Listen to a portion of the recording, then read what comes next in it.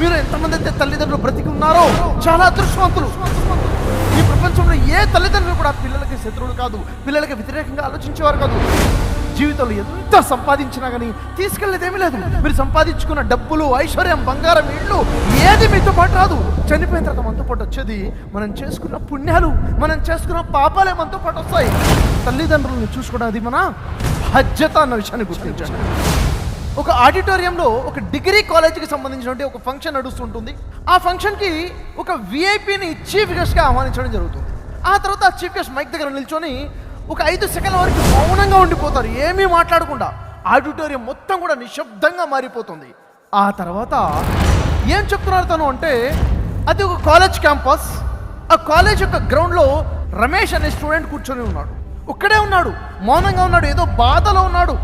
అది చూసినట్టు తన స్నేహితుడు సంతోష్, ఏంటి రమేష్ ఇలా ఉన్నాడేంటి, ఉదయం నుంచి కూడా ఎవరితో కలవట్లేదు లేదేంటి, ఎందుకు ఇంత మౌనంగా ఉన్నాడు, ఏమైంది అని చెప్పేసి మాట్లాడదామని సంతోష్ రమేష్ దగ్గరికి వెళ్తాడు. వెళ్ళి, అరే రమేష్ ఏమైందిరా, ఎందుకు ఇలా ఉన్నావు అని అంటే, రమేష్ అంటాడు, ఏం చెప్పమంటావురా, అంతా మా నాన్నేరా, మా నాన్న వల్లే నా సమస్యరా, అసలు నా సంతోషం మా నాన్నకి పడదు, నేనంటే మా నాన్నకి గిట్టదురా, నేను మంచిగా ఉంటే ఆయన చూడలేడు, నా అభివృద్ధి నా ఎదుగుదల ఆయనకి పట్టను కూడా పట్టదు, ఆయన ఉన్నంత కాలం నా జీవితంలో సంతోషం ఉండదురా, మొత్తం నాకు శత్రువుగా మారిపోయాడురా. ఏమైందిరా, నాన్న వల్ల బాధలేంటి, ఏమైంది చెప్పు అంటే, ఏం చెప్పమంటావు చెప్పురా, లాస్ట్ మంత్ నా బర్త్డే పార్టీ జరిగిందా, మా నాన్న అడిగాను, నాన్న ఫ్రెండ్స్ అందరితో పాటు బర్త్డే పార్టీ చేసుకోవాలనుకున్నాను, ఒక 5,000 కావాలని.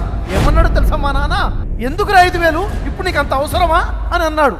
అని ఎవరైనా నాన్న అలా అంటారా, మా అమ్మ డబ్బులు ఇచ్చింది కాబట్టి నేను చేసుకోగలిగాను బర్త్డే. అంతెందుకురా, లాస్ట్ మంత్ మా రిజల్ట్స్ వచ్చాయా, అన్ని సబ్జెక్టులో పాస్ అయ్యాను కదా, మా నాన్నగారికి చెప్పాను, డాడీ అన్ని సబ్జెక్టులో పాస్ అయిపోయాను డాడీ అని చెప్పేసి హ్యాపీగా చెప్తే ఏమన్నాడో తెలుసా, అది కూడా పెద్ద గొప్పనేనా అన్నాడు. ఆయనకి ఏది ఇష్టం ఉండదురా, ఏం చేసినా ఆయనకి ఇష్టం ఉండదు, నేనంటే అసలు పడదురా. బైక్ కావాలని మా డాడీని అడిగాను, డాడీ బైక్ కావాలి కాలేజ్కి వెళ్ళడానికి, బస్సులో వెళ్ళు అన్నాడు. బస్సులో వెళ్ళాలంటే బస్ నుంచి బస్ స్టాప్ నుంచి కాలేజ్ ఎంత దూరంగా ఉంది అది చెప్తే, నడుచుకుంటూ వెళ్ళరా అంటాడు. నేను ఒక్కడిని నడుచుకుంటూ రావాలి, ఎంత నామోషిగా ఉంటుంది. అసలు నిన్న కాకపోతే నైట్ అయిపోయిందో తెలుసా, లైట్గా నేను ఇంటికి వెళ్ళిన తర్వాత ఇంకా ఫుల్ క్లాస్ పీరియడ్ మొదలు పెట్టేశాడు. ఎవడో చెప్పాడనుకుంటా నేను సిగరెట్ తాగుతున్నాను అన్న విషయము తెలిసిందనుకుంటాను, ఇంకా నన్ను కొట్టడం మొదలు పెట్టాడరా. నా వయసు ఏంటి, ఇంత వయసు కూర్చోండి ఎవరు కొడతాడా, సిగరెట్ తాగడం కూడా తప్పేరారా, ఎవడు తాగాడు చెప్పు, నువ్వు తాగవా సిగరెట్, ఎవడు తాగడా మన సర్కిల్లో, అది కూడా పెద్ద రాద్ధాంతం చేసేసాడు. ఇంకా వేస్ట్ రా, మా నాన్నతో నేను ఉండలేను, ఏదో చేయాలరా నేను అనుకుంటున్నాను చెప్పేసి లేచి వెళ్ళటం మొదలుపెట్టాడు రమేష్. ఇంటికి వెళ్తూ ఆలోచిస్తున్నాడు, ఏం చేయాలంటే ఆయనకు ఒక ఆలోచన వస్తుంది రమేష్కి, మా నాన్న ఏదో విధంగా చంపాలి, మా నాన్న ఉంటే నేను సంతోషంగా ఉండలేను. తనకు ఆలోచన వస్తుంది, పాయిజన్ తీసుకుంటాడు. ఈరోజు రాత్రి ఏ విధంగా అయినా కానీ అన్నంలో కలిపో పాలలో కలిపో డాడీకి విషయం ఇచ్చేయాలి, ఇస్తే రేపటి నుంచి నేను హ్యాపీగా బతకొచ్చు అని ఒక డిసిషన్ తీసుకుంటాడు. పాయిజన్ తీసుకొని జేబులో పెట్టుకొని ఇంటికి వెళ్తాడు. ఇంటికి వెళ్ళేసరికి ఇంటికి లాక్ చేస్తుంది. ఏంటి అమ్మ లేదు, నాన్న లేదు, ఇంట్లో ఎవరు లేరు, ఏమైంది పక్కింటి వాళ్ళతో తెలిసింది, నాన్నకి గుండెలో నొప్పి వచ్చింది, హాస్పిటల్ తీసుకెళ్లారని చెప్పేసి. గుండెలో నొప్పి వచ్చింది కదా, ఇలాగైనా పోతాడేమోలే, నేను చంపాల్సిన అవసరం లేదు కదా అని అనుకుంటూ ఆలోచించుకుంటూ తను వెళ్ళటం జరుగుతుంది. అక్కడ హాస్పిటల్కి వెళ్తే లోపల ఐసీయూలో ఉన్నాడు నాన్న, బయట అమ్మ కూర్చొని ఉంది, మా నాన్న వాళ్ళ క్లోజ్ ఫ్రెండ్ అంకుల్ కూడా కూర్చొని ఉన్నాడు. సరే నేను వెళ్ళేసి అక్కడ కూర్చుంటే మా అంకుల్ వచ్చేసి మీద చేసి, బాధపడబాకురా రమేష్, నాన్నకేం కాదులే, ఏదో చిన్న హార్ట్ అటాక్ అని చెప్పారు డాక్టర్ గారు, నువ్వు బాధపడబాకు అంటుంటే, పడకపోవడం ఏంటి, ఏమీ కాదంటే బాధపడేది, ఏదైనా అవ్వాలని కదా నేను అనుకునేది అని చెప్పేసి లోపల అనుకుంటున్నాడు రమేష్. ఎంతైనా నువ్వు అదృష్టవంతుడిరా, మీ నాన్న నిన్ను చాలా ఇష్టపడతాడు రా, నువ్వు అంటే మీ నాన్నకి చాలా ప్రాణం రా అని మాట్లాడడం మొదలుపెట్టాడు. అప్పుడు మా అంకుల్ చెప్పాడు, అరే రోజు కూడా మీ డాడీ నాతో రోజు గంట అయినా మాట్లాడతాడు, ఆఫీస్ తర్వాత నీ గురించే చెప్తాడు, మా కొడుకు ఇలా చేస్తున్నాడు, రమేష్ ఇలా అంటున్నాడు, రమేష్ ఇచ్చేస్తున్నాడు, నీ గురించే వాడు మొత్తం ఆలోచనలు నీ గురించే ఎప్పుడు కూడాను. చాలా అదృష్టవంతుడు నువ్వు మాత్రం, ప్రతి విషయం షేర్ చేస్తాడు నీ గురించి. మొన్న లాస్ట్ మంత్ నీ బర్త్డే పార్టీ ఏంటంటే కదా, నీ బర్త్డే పార్టీకి నువ్వు డబ్బులు అడిగావు, అయితే మీ డాడీ లేదు అని చెప్పాడంట కదా, నీకు ఇక్కడ చెప్పాడా, నీ బర్త్డేకి మాకు స్వీట్లు తినిపించాడు రా మీ డాడీ, మాకు తినిపించాడు, చాలా బాధ కూడా పడ్డాడు. ఎందుకురా బాధపడుతున్నావు అంటే, మా కొడుక్కి నేను లేదని చెప్పాను రా, డబ్బులు ఇవ్వనని చెప్పాను, కానీ వాడి బాధని తట్టుకోలేక నా వైఫ్తో ఇప్పించాను. మరి ఎందుకు చెప్పారు అలా అంటే, లేదురా గారాబం చేస్తే కొడుకు ఎక్కడ చెడిపోతాడో అన్న బాధరా. వాళ్ళమ్మ గారాబం చేస్తే కనీసం నేనే కానీ కొంచెం సీరియస్గా ఉండాలి కదా, గారాబం చేస్తే చెడిపోతాడు అన్న భయంతో అలా చెప్పాను రా. ఆ తర్వాత నీ రిజల్ట్స్ కూడా వచ్చాయంట కదా, కంగ్రాచులేషన్స్. ఆ రోజు ఇది కూడా పెద్ద గొప్పేనా అని చెప్పాడంట కదా. ఎందుకో తెలుసా, నిన్ను పొగిడితే నువ్వెక్కడ అక్కడే ఆగిపోతావో, నువ్వు చాలా ఎదగాలి అన్న ఆలోచన వాడితో చాదస్తాం. ఆ తర్వాత ఇలాగే చెప్తూ బైక్ ప్రసవన చేస్తాడు. నువ్వు బైక్ కావాలని చెప్పావుంట కదా, రోజు బాధపడతాడు నాకు నీ గురించి. నా కొడుకు బస్సులో వెళ్తున్నాడు, నడుచుకుంటూ వెళ్తున్నాడు, మరి బండి కొని పెట్టపోయావరా అని నేను అడిగితే ఏమన్నాడు తెలుసా, అరే వాడికి బండి కొని పెడితే ఇప్పుడు అన్ని సౌకర్యాలు ఇస్తే వాడి జీవితంలో భవిష్యత్తులో ఉన్న కష్టాలు వస్తే కష్టాల్లో ఎలా నిలబడాలో వాడికి అర్థం కాదురా. ఇప్పటి నుంచి వాడికి కష్టాలేంటో తెలిస్తే, కష్టపడటమేంటో వాడికి తెలిస్తే భవిష్యత్తులో పెద్ద కష్టం వచ్చినా కానీ వాడు కురింగిపోకుండా నిలబడగలుగుతాడురా. వాడి ఓడిపోవడం నాకు ఇష్టం లేదు. వాడికి కష్టం అంటే ఏంటో తెలియాలని చెప్పే వాడికి బండి పెంచకుండా బస్సులో వెళ్ళమని చెప్తున్నాను అని బాధపడుతుంటాడు.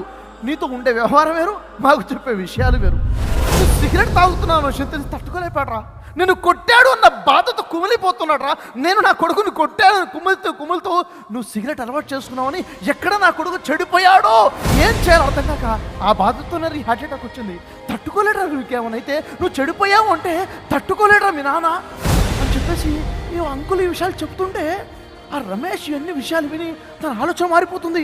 ఏంటి మా నాన్న నా గురించి ఇంత ఆలోచిస్తున్నాడా, నా భవిష్యత్తు గురించి ఆలోచిస్తున్నాడా, నేను ఎదగాలి, నేను కష్టపడాలి, నేను ఇంకా ముందుకెళ్ళాలి, నాకు ఎలాంటి నష్టం జరగదు, ఇంతగా నా గురించి ఆలోచిస్తున్నాడా. నేనంటే నా గురించి ఇంత వ్యతిరేకంగా ఆలోచించడం మొదలుపెట్టాను. నాన్న నేను అర్థం చేసుకోలేకపోయానండి. మీలాంటి నాన్న ఇంతగా నన్ను ప్రేమించి ఈ నాన్న చంపాలనే విషయాన్ని తీసుకొచ్చాను. ఇంతలో లోపల నుంచి సిస్టర్ వచ్చేసి, సారీ అండి మీ పేషెంట్ చనిపోయారు అని చెప్పేసి న్యూస్ చెప్తుంది. ఇది వినగానే ఇంకా రమేష్ తట్టుకోలేడు, బిగ్గరగా ఎవడ మొదలు పెడతాడు. అయ్యో నానా, నేను అర్థం చేసుకోలేకపోయారు నాన్న, నేను నిన్ను చంపేయాలని ఆలోచన చేశాను అని చెప్పి పరిగెత్తుకుని లోపలికి వెళ్తాడు. సెక్యూరిటీ గార్డ్ ఆపుతున్నా కానీ ఆకుండా వెళ్ళేసి నాన్నగారి దగ్గరికి వెళ్ళి కుప్పకూలిపోతాడు అక్కడ. ఐఎమ్ సారీ నాన్న, I'm sorry daddy, I'm sorry daddy అని చెప్పేసి డాడీకి సారీ చెప్పడం, ఐ లవ్ యూ డాడీ, నేను ప్రేమిస్తున్నాను డాడీ అని చెప్తాడు. కానీ ఏం లాభం, రమేష్ చెప్తున్నా ఆ సారీకి, రమేష్ చెప్తున్నా ఐ లవ్ యూ వినే పరిస్థితిలో రమేష్ వాళ్ళ డాడీ లేడు అక్కడ. నాన్న బ్రతికున్నప్పుడు నాన్న విలువ తెలియకుండా, నాన్న చనిపోయిన తర్వాత నాన్న విలువ తెలుసుకున్న ఆ దురదృష్టవంతుడు ఎవరో తెలుసా, మరెవరో కాదు, మీతో మాట్లాడుతున్నా నేనే అని చెప్పేసి ఆ ఆడిటోరియంలో మాట్లాడుతుంటే ఆ చీఫ్ విఐపి ఎవరైతే ఉన్నారో అతను తనగా ప్రకటించుకుంటాడు. నేనే ఆ దురదృష్టవంతుడిని, మా నాన్న యొక్క విలువ తన జీవితంలో నేను తెలుసుకోలేకపోయాను, కానీ మీరు అలాంటి దురదృష్టవంతులు అవ్వకూడదు అని చెప్పేసి నేను మీకు ఈ విషయం చెప్తాను. మీరు ఎంతమంది అయితే తల్లిదండ్రులు బ్రతికి ఉన్నారో చాలా అదృష్టవంతులు. వాడు బ్రతికినప్పుడు వారి విలువ మీరు తెలుసుకున్నారంటే మీరు మహా అదృష్టవంతులు. తల్లిదండ్రులకు సేవ చేయండి. ఈ ప్రపంచంలో ఏ తల్లిదండ్రులు కూడా పిల్లలకి శత్రువులు కాదు, పిల్లలకి వ్యతిరేకంగా ఆలోచించేవారు కాదు. మీ ఎదుగుతేనే వారి లక్ష్యంగా జీవితం గడుపుతున్నారు. అసలు తండ్రి అంటే, నాన్న అంటే మీ అవసరాలు తీర్చేటువంటి ఒక ఏటీఎం మిషన్ కాదు. నాన్న అంటే నిస్వార్థంగా కష్టపడేటటువంటి ఒక నిజాయితీ గల ఒక వ్యక్తితో ఉన్న వ్యక్తి, ఆ మనిషే నాన్న అంటే. సమాజంలో చాలా మంది ఆలోచన ఎలా ఉంటుందంటే, మా నాన్న అసలు నాకేం చేశాడు, మా నాన్న ఇంత పేదవాడుగా ఉన్నాడు, ఏం సంపాదించాడు, మా నాన్న కూడా సంపాదిస్తే ఎంతో బాగుండేది కదా, అసలు మా నాన్న మా కోసం ఏం చేశాడు అని చాలా మంది ఆలోచిస్తుంటారు యువత. అలాంటి వారికి తెలుసుకోవాల్సిన విషయం ఏంటి తెలుసా, నాన్న నీకేం చేశాడు, నీ మీద ప్రతి అడుగడుగున డబ్బులు ఖర్చు పెడితే కానీ నువ్వు నీ స్థాయికి రాలేదు. నువ్వు మీ అమ్మ గర్భంలో పడ్డావో లేదో తెలుసుకోవడం కోసము, మీ అమ్మాయి యొక్క ప్రెగ్నెన్సీ టెస్ట్ చేయడం కోసము 50-100 రూపాయలు ఖర్చు పెట్టాడే. అక్కడ నుంచి మొదలైంది నీ మీద ఖర్చు పెట్టడం. నువ్వు పుట్టిన మొదటి రోజు నుంచే నీ మీద ఖర్చు మొదలైపోయింది. నువ్వు వయసు ఎదుగుతుందంటే నీ నాన్న బాధ్యతలు కూడా పెరుగుతూ వచ్చేసాయి. నువ్వు పుట్టినప్పటి నుంచి నువ్వు పెళ్ళిడు వచ్చేంతవరకు నీ మీద పెట్టుబడి పెట్టిన ప్రతి రూపాయలు కూడా కూడబెడితే ఎప్పుడో మీ నాన్న కోటీశ్వరుడు అయిపోయేవాడు. మీ నాన్న పేదవాడే, ఎందుకో తెలుసా, నీ మీద ఖర్చు పెట్టాడు కాబట్టి. నీ మీద ఖర్చు పెట్టకుండా ప్రతి రూపాయి దోచుకుంటూ వస్తే ఈరోజు భూమి మీద ఉన్న ప్రతి పేద తండ్రి కూడా కోటీశ్వరుడుగా నిలబడతాడు. దయచేసి అమ్మ నాన్న బ్రతికున్నారు అంటే చాలా అదృష్టం. వారి విలువను తెలుసుకున్నావు అంటే మహా అదృష్టం. వారికి సేవ చేయడం మొదలుపెట్టు.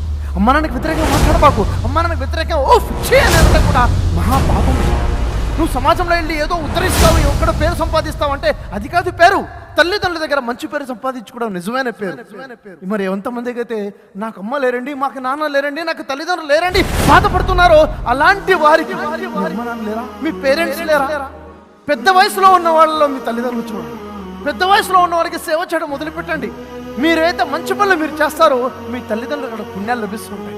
మీ తల్లిదండ్రుల కోసం మీరు ఇక్కడ చేసేదే మీరు మంచి పనులు, మీరు మంచి పేరు సంపాదించండి, పుణ్యాలు సంపాదించుకోండి. జీవితంలో ఎంత సంపాదించినా కానీ తీసుకెళ్ళేది ఏమీ లేదు. మీరు సంపాదించుకున్న డబ్బులు, ఐశ్వర్యం, బంగారం, ఇల్లు ఏది మీతో పాటు రాదు. చనిపోయిన తర్వాత మనతో పాటు వచ్చేది మనం చేసుకున్న పుణ్యాలు, మనం చేసుకున్న పాపాలే మనతో పాటు వస్తాయి, మనం చేసుకున్న మంచి చెడు కర్మలే మనతో పాటు వస్తాయి. కాబట్టి ప్రజలకి సేవ చేయడం మొదలుపెట్టండి, తల్లిదండ్రులకు సేవ చేయడం మొదలుపెట్టండి. ప్రతిరోజు కూడా పేరెంట్స్ వాల్యూ తెలుసుకొని జీవితం గడపడమే నిజమైన పిల్లలుగా మన యొక్క బాధ్యత. కాబట్టి తల్లిదండ్రులతో సమయాన్ని గడపడం మొదలుపెట్టండి. తల్లిదండ్రులను చూసుకోవడం అది మన బాధ్యత అన్న విషయాన్ని గుర్తించండి.